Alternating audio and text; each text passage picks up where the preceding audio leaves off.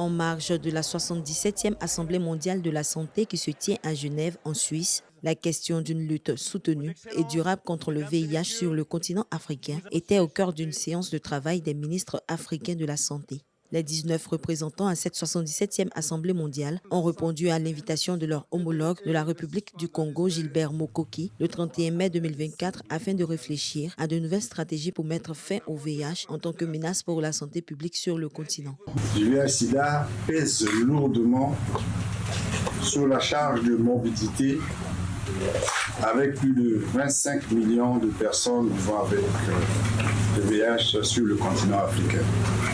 Comme nous pouvons le constater, l'Afrique est loin d'avoir atteint les cibles mondiales relatives au VIH pour 2025 et 2030, en dépit des progrès remarquables, notamment en ce qui concerne la prévention des nouvelles infections par le VIH. L'Afrique enregistre la prévalence la plus élevée du VIH dans le monde, avec 72% de nouvelles infections en 2023. Malgré les progrès significatifs enregistrés dans sa lutte contre la propagation de cette maladie, le continent africain est loin d'atteindre les cibles mondiales relatives au VIH pour 2025-2030.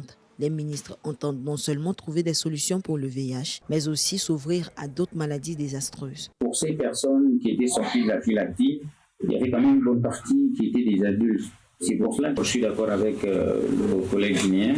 Sur le plan législatif, c'est vrai qu'on doit autant protéger la personne vivant avec le VIH, mais je pense que il importe qu'on lui rappelle aussi qu'il n'a pas le droit de contaminer, parfois de façon volontaire, ceux qui l'ont encore.